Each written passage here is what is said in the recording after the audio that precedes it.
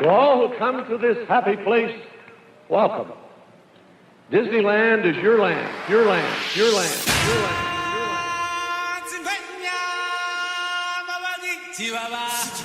Lucid.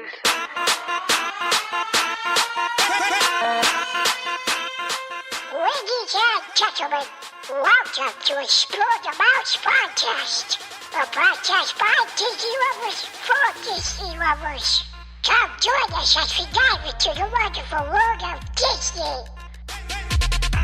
Please stand clear of the doors.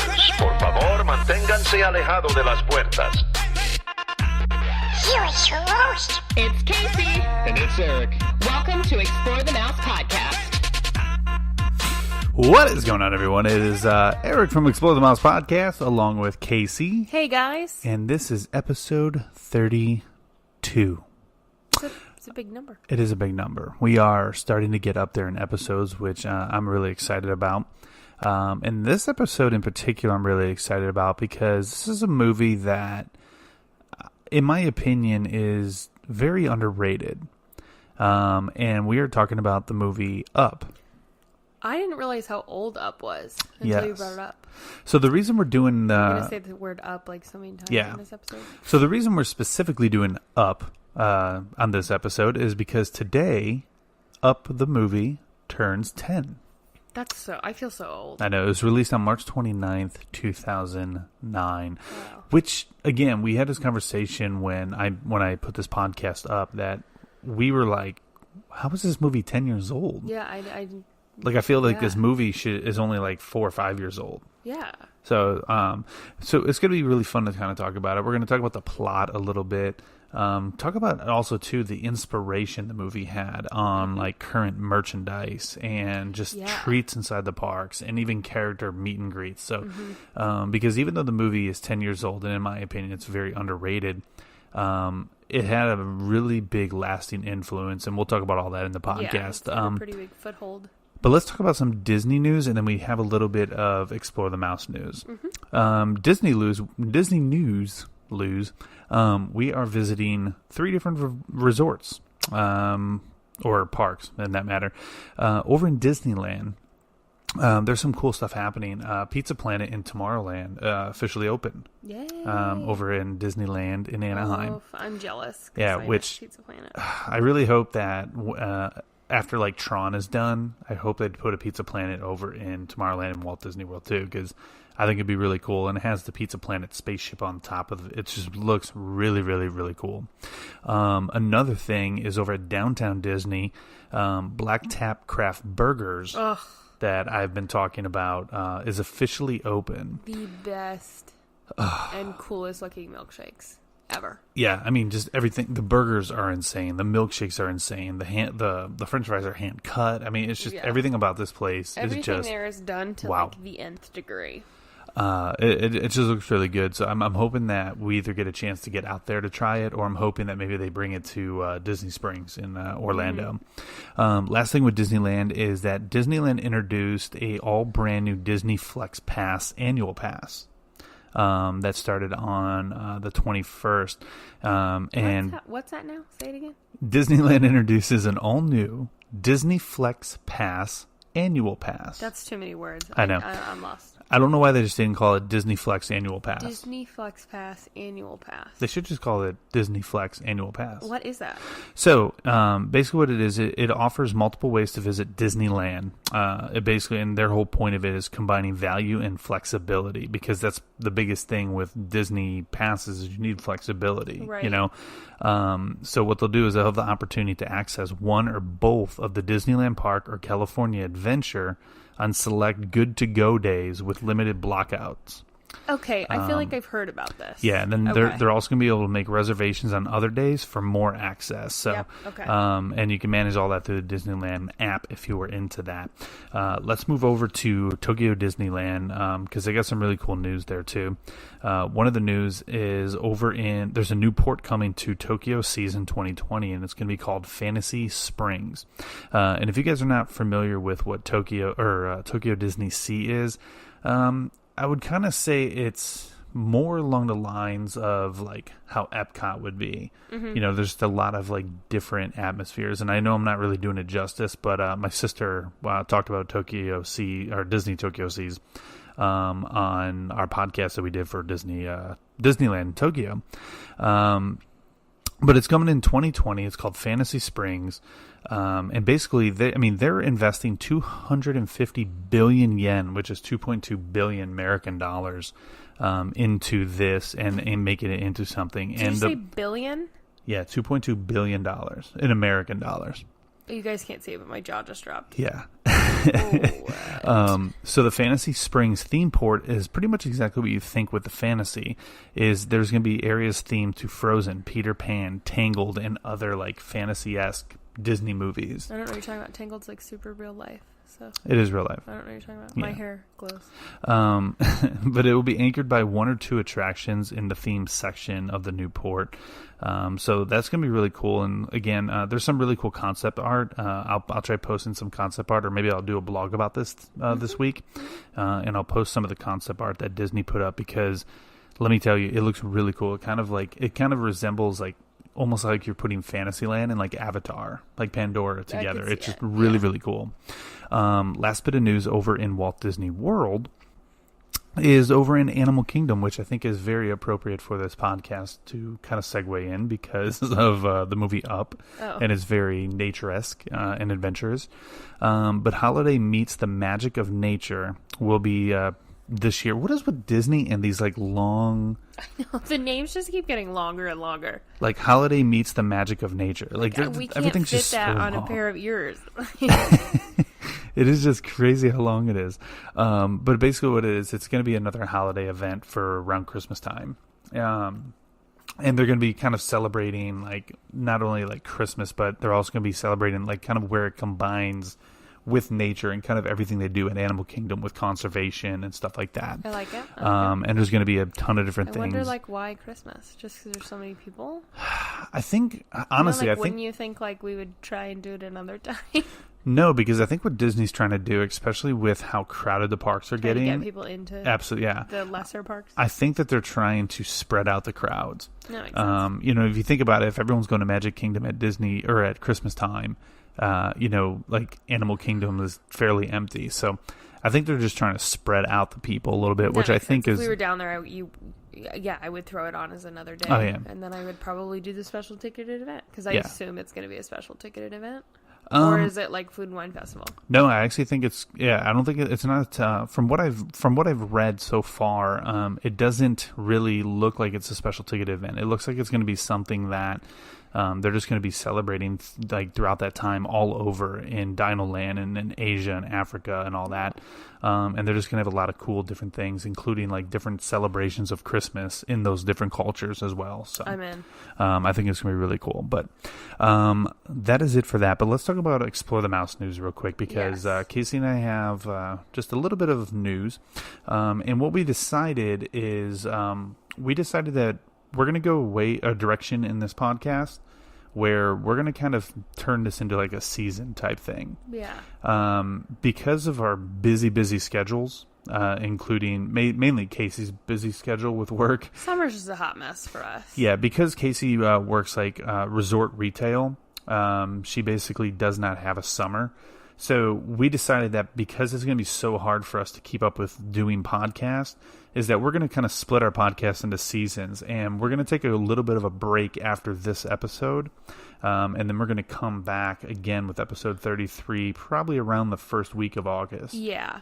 And in that downtime, we will still be very present. Yes, blog very posts active. will be probably even more active. Our Instagram accounts. It's not like we're going away. No, it's just Eric and I literally don't have a day off together until after Labor Day. Yeah. So like that wasn't me. That was me, by the way. And in the time that we're gone, we'll work on not hitting our heads in the microphones. No, we will be like truly like passing ships in the night, handing the baby off to each other. So we were like, it's just going to get so hard to find time to record, and it already is. Yeah. So, just, and I feel like maybe you guys want a little break from us. Yeah. I don't know. I think it'll give us time to kind of regroup And we'll probably put some feelers out there too to hear what you guys like want to hear from us, what you want to be, listening to. I almost said what you want to see, but you're not really seeing us. But you know what I mean. And I think too with podcasts in general is that you almost always have to find a way to kind of reinvent yourself a little bit. Yeah. So I think this time will be a perfect time for us to maybe like reformat this podcast a little bit and just like create something fresh and new that when we come back, it's going to be like better than what it was. Yeah. I feel like we'll probably lean on you guys a lot to hear, because I want to know, like, do you guys want more in-depth, super like, wow, good job, Casey. Words are so hard to me. Brain fart. Super specific episodes. Like, do you want to know? Do you want an entire episode about how to save money while you're in the parks? Yeah. Each specific park. Do you want an episode about going to the parks with children under 5? Do you want an episode about how to maximize your fast passes? Like, do you want specific episodes like that, or do you just want us to be like, this episode we're touring Magic Kingdom again? Yeah, that's cool too, because we like doing stuff like that too. That. So I think we'll probably be asking you guys a lot of questions in this downtime. So don't think we're like going away. No, our social media is going to be very active. We're going to be very active. I'm going to try to knock out at least I'm going to try for 1 to 2 blogs a week. Yeah. And then on top of that, I think I might even once a week do kind of like a Disney 411 or Explore the Mouse 411. Yeah. Like I started to do. And that way we can still be active in a way. Yeah, in the interim. Yeah, we can still be active in a way, but then our podcast will return. So that is the Explore the Mouse news that we kind of got going. But stay tuned to like all of our social media for everything else about like when we're going to be coming back. Yeah, and we'll definitely in the next like week or so, maybe 10 days, we'll definitely be doing a blog post, or maybe we'll come and do a quick like 15-minute episode to talk about Aladdin. Yes. Because we haven't done a movie review for Aladdin. It came out this week. Yeah. So we'll either do like a quick 15-minute episode, or we'll do a blog post. So keep an eye out for that. That, or we might even just do like a quick vlog that we'll throw up on our YouTube. Yeah. But we'll figure that out when we get to that. But let's talk about today's episode. And again, it is the movie Up. Turns 10 years old. I can't believe that. My gosh.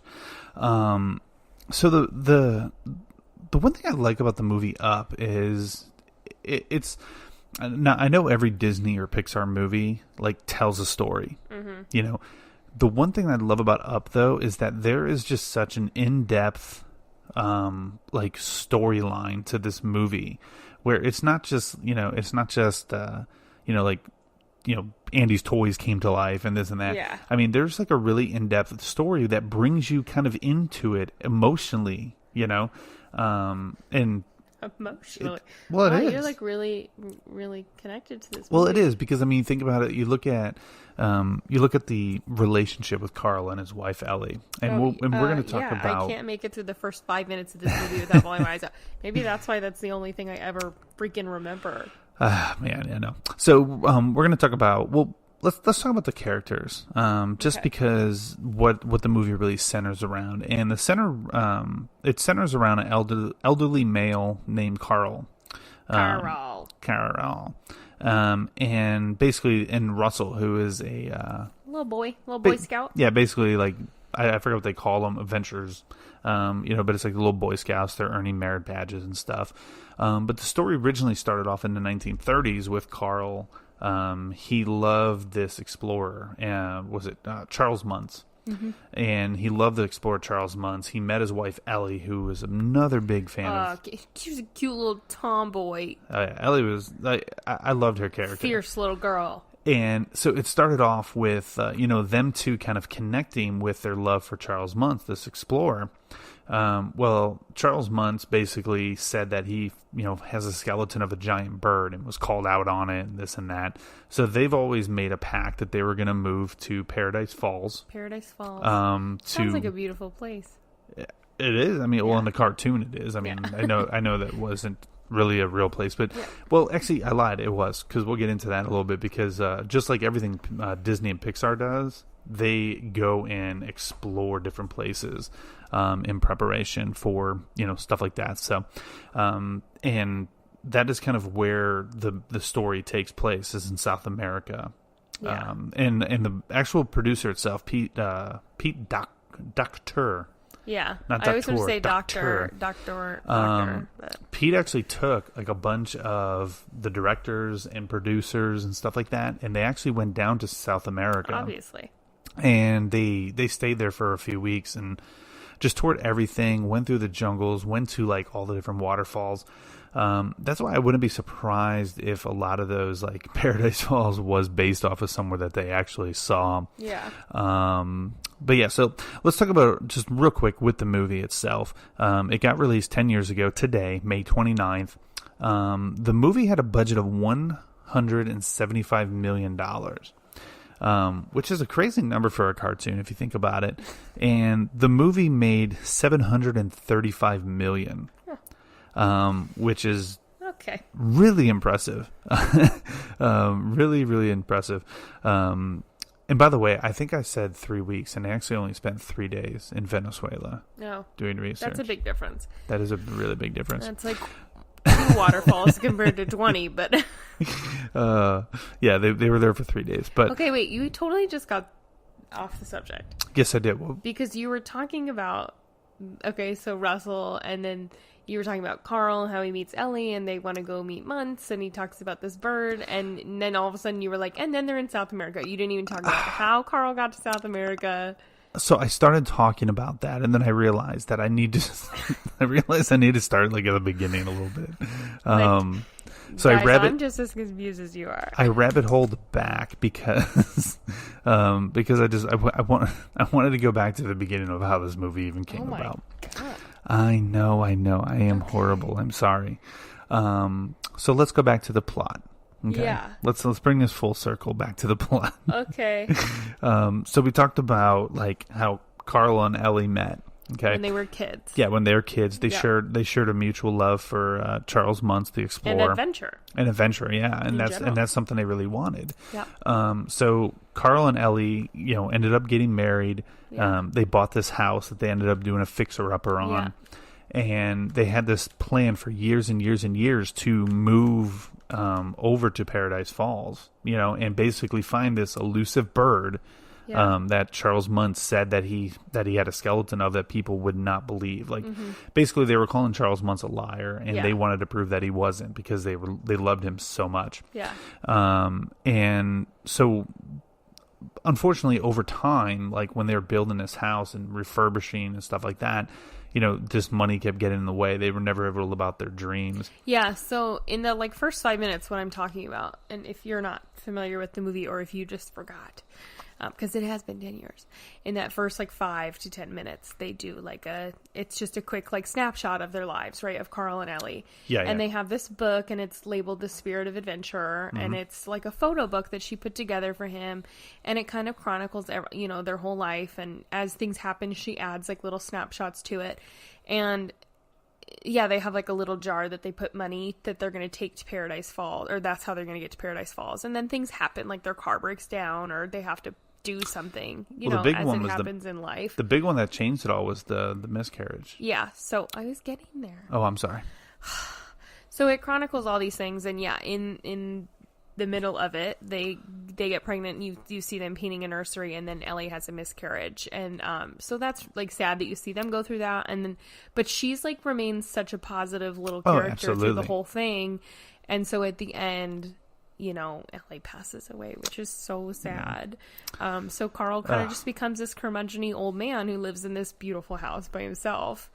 Yeah. Well, it's kind of now it's kind of become dilapidated, a little rundown. A little bit, because he stopped restoring it after Right. Ellie passed away, and he Yeah. just kind of didn't care anymore. Yeah. Now, where the story really kind of kicks into gear is at this point, this house that they bought.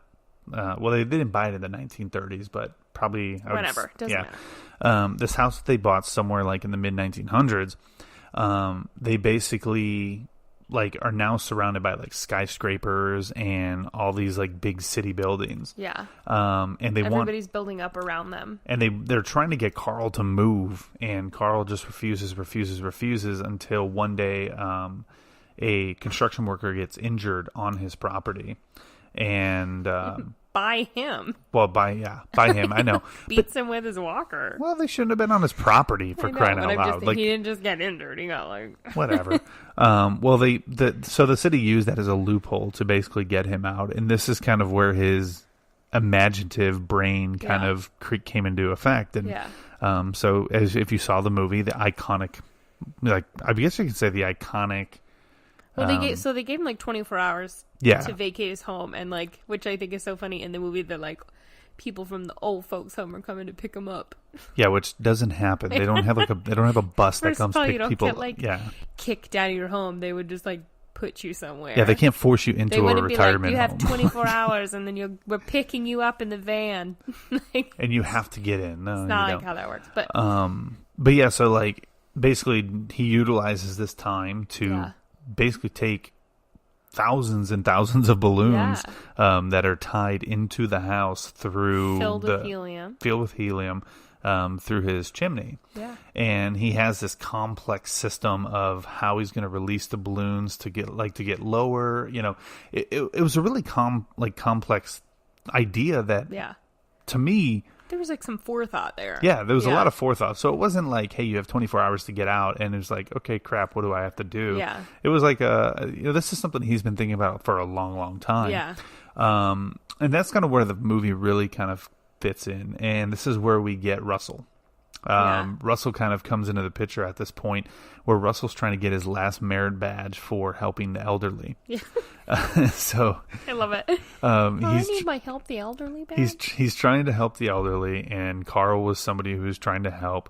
Well, after Carl basically releases the balloons and his house tears up from the ground. Carl sends Russell out on like a task that he can't really complete. He makes up That's true, yeah. I forgot about that. Imaginary animal in his yard, and he's like, go hunt for this imaginary animal. He doesn't call it. It has a name. Yeah. So Russell like goes and hunts for the animal, and then that's where that happens. Yes. So that's how he's like in his yard. So Russell, the young wilderness explorer. Yeah. Yeah.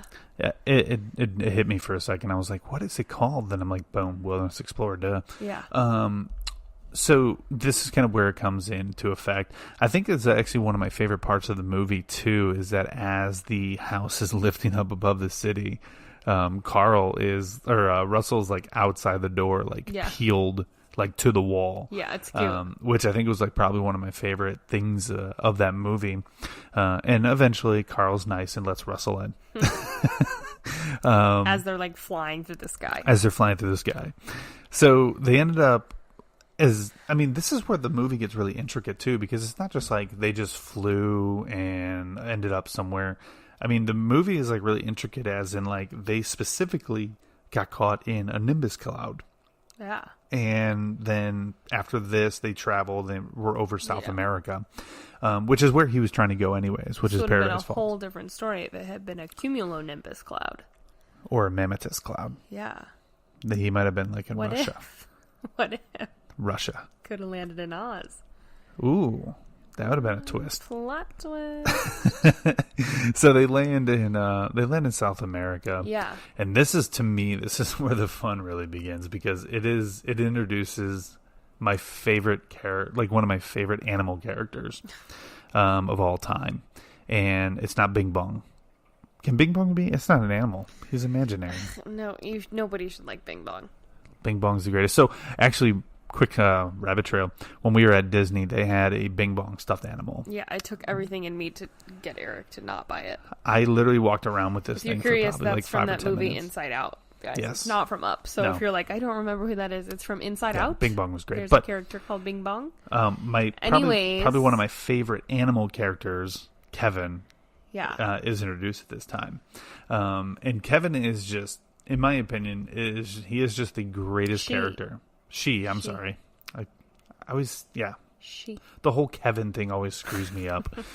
They did it on purpose. Yeah, Kevin the she.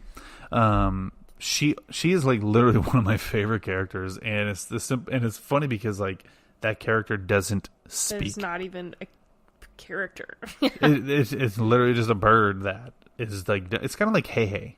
Like, you kind of look at it and you're like, Eric loves all the stupid not talking. there's no purpose to it. You're just Anyways, okay, so if you're oh still my following, gosh. if you haven't turned off the show yet because you're confused, now we're talking about the elusive bird that they were Charles Muntz claimed to have.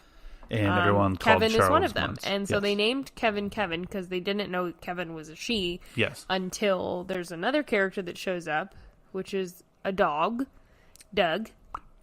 And Doug has a voice box voice box collar on, so he can talk and they can understand him. So Doug points out that Kevin is looking for her chicks.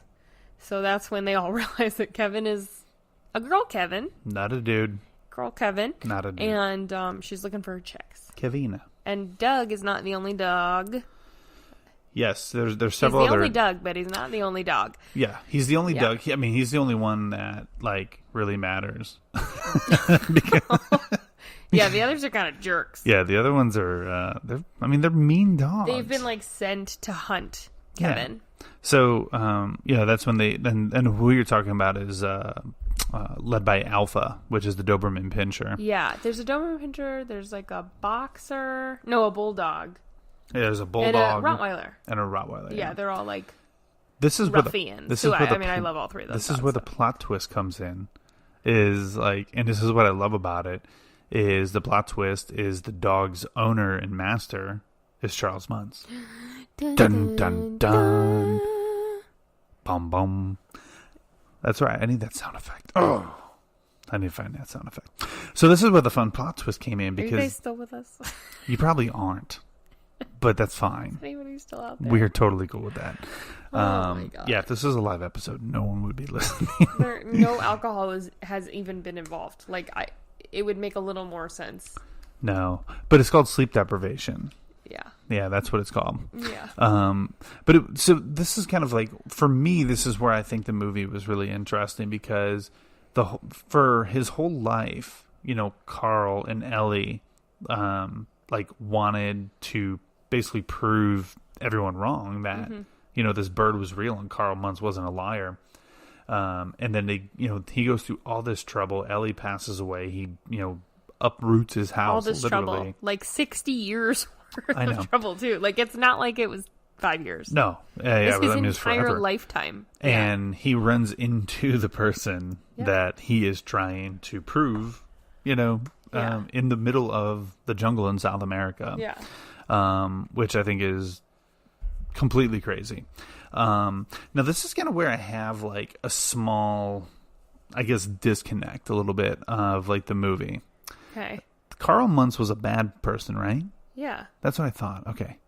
I was having a brain fart for a second, like, sitting here thinking, I was like, wait, like, they ran into Carl Muntz. I'm like, I'm pretty sure he was bad. Yeah. You don't give someone a Doberman Pinscher named Alpha, and they're not he, like a villain. trained them to go hunt down all the Kevin birds. That's what it was. And Okay. there's only one left, I think, is the Kevin geez. with the chicks. Well, Kevin and the chicks. But That's they, what it was, he, trained the dogs to track down the bird. Yeah. And Doug is supposed to be one of them, but Doug's Doug's a golden retriever. I might have to take that back. I think Doug might be one of the greatest animal characters of all time. He's cute. And I don't know. It's just the way the movie is just really amazing. And it ends up.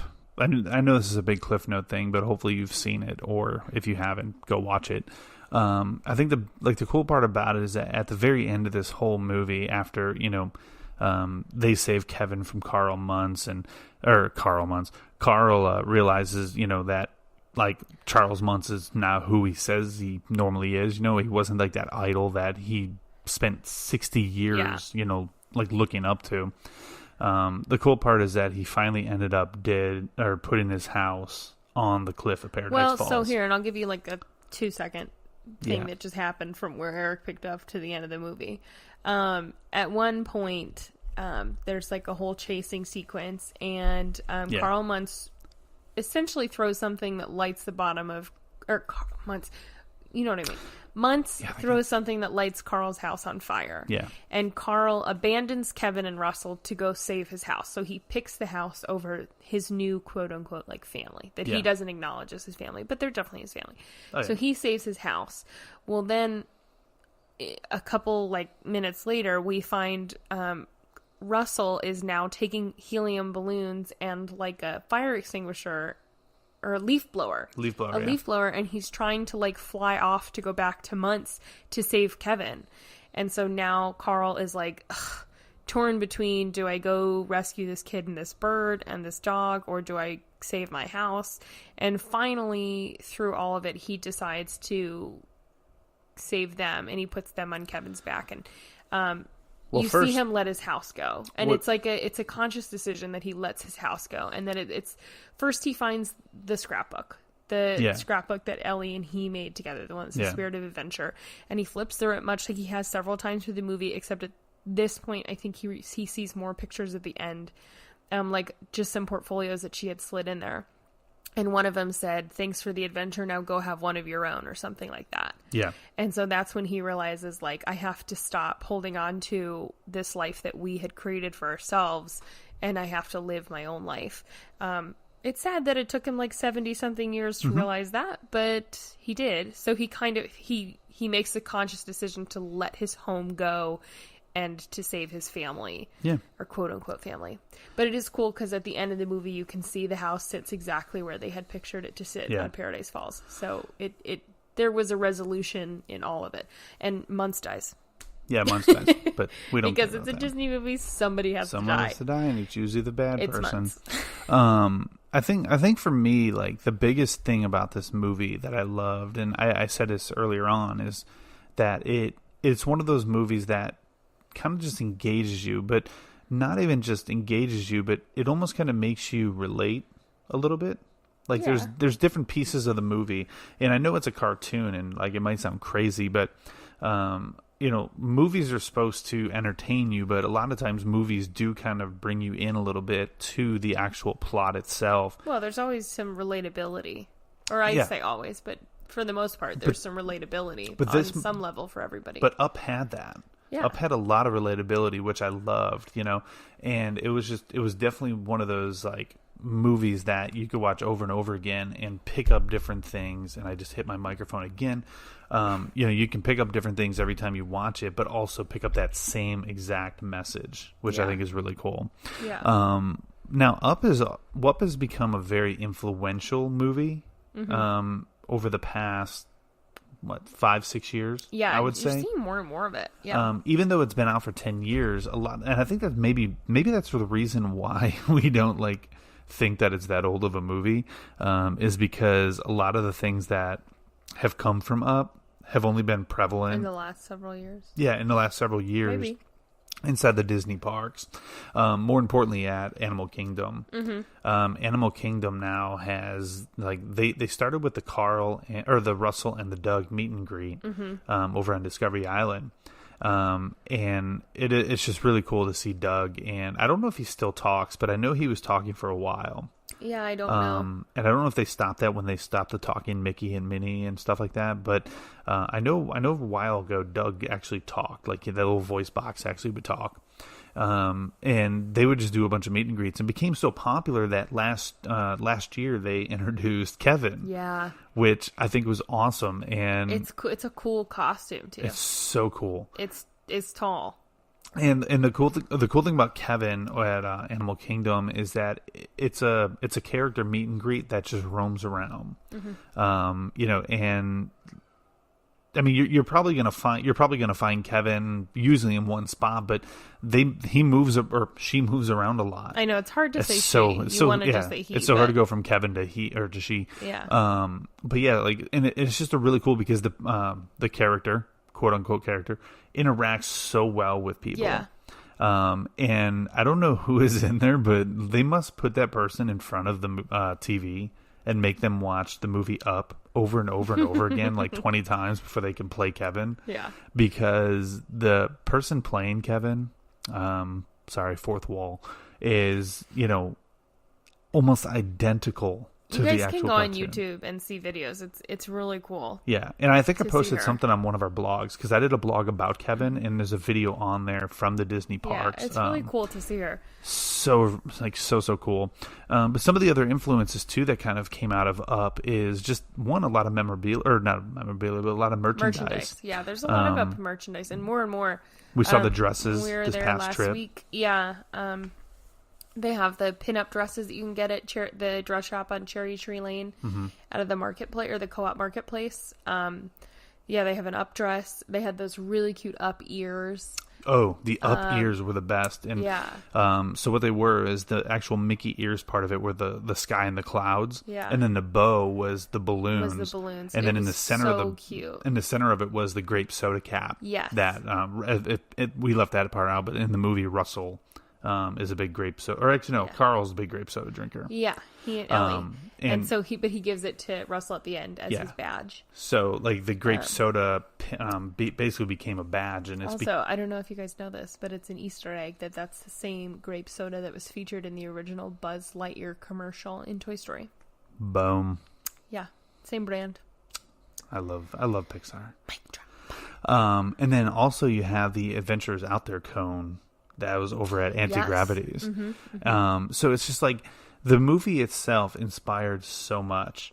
And I don't know if it's because of like the plot and how people could relate to it, or if it was just Or maybe it's just that it's so they're running colorful out. and merchandise looks so good with it. Because that's well, I mean, we have a shower curtain in. We have an Up shower Yeah. curtain. Our bathroom is Up themed. Yeah, in our daughter's I totally bathroom. Forgot. Not ours. The baby's bathroom is Up themed. I totally forgot about that. Yeah, and we have a giant shower curtain that has the house with all the balloons. The balloons. There's like an Adventures Out There sign, and Yeah, I mean, so it's funny. it's just they merchandised it really well, and I think you're right. I think it's because of the colors; they pop, you know, and there's so much they can do with the grape soda cap and the balloons and Doug and.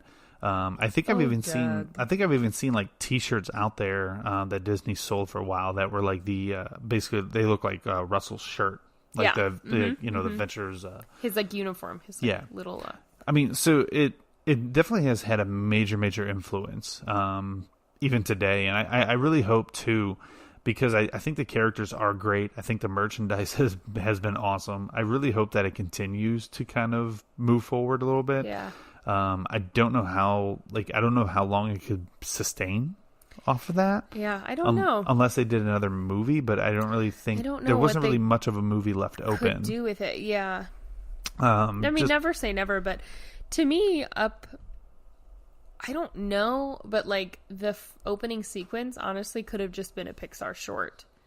Like, and I would have been totally fine with that. I can see that. Pixar short. I'm glad they made it into a movie, but the opening sequence could have been its own movie.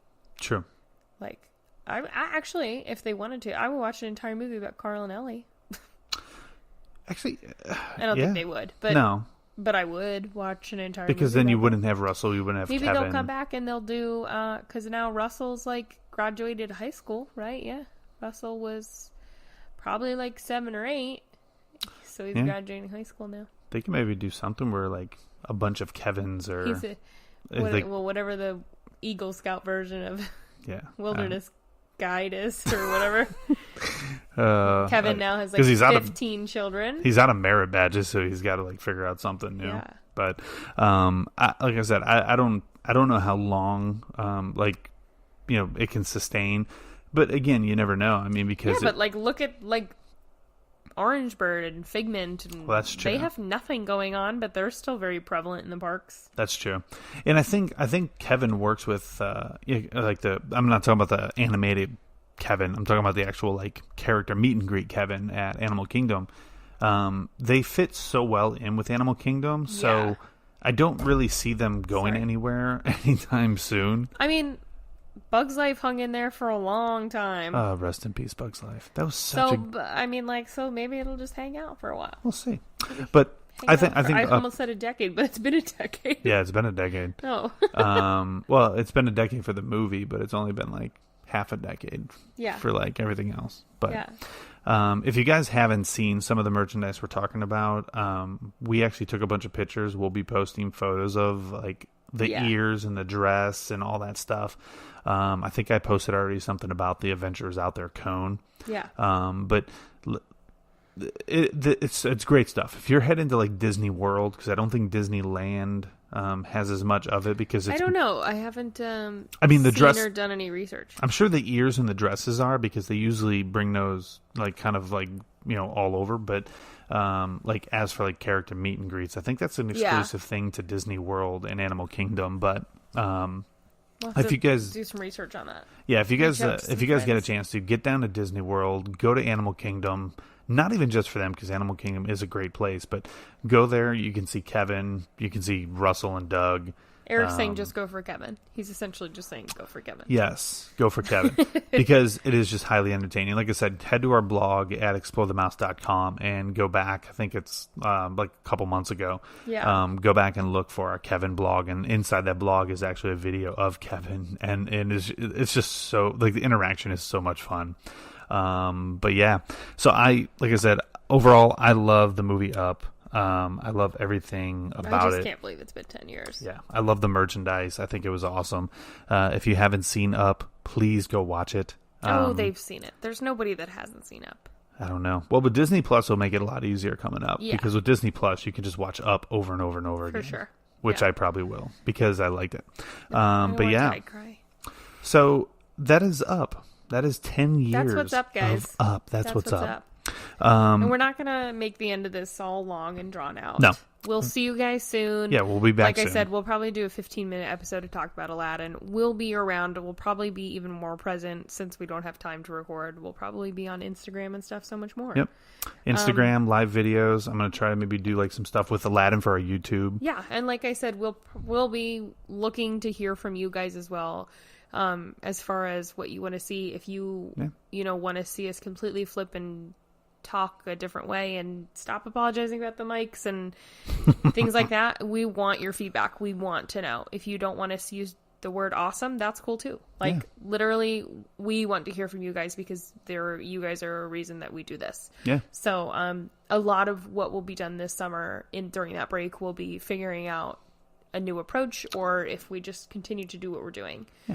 So a little bit of reinventing. Yeah. A little bit of the original. So I said this wasn't going to be long and drawn out, and that was long and drawn out. All right. Yeah. So bye. Have a good summer. We'll see you guys very soon. Bye-bye. Guys. Thank you for listening to Explore the Mouse podcast. We invite you to fill your week with everything Disney by checking us out on Facebook, Twitter, and Instagram at Explore the Mouse. Also check us out at explorethemouse.com, where you can find amazing photos from our trips, our blogs, and information regarding upcoming episodes. Have a magical day, and we'll see you next week.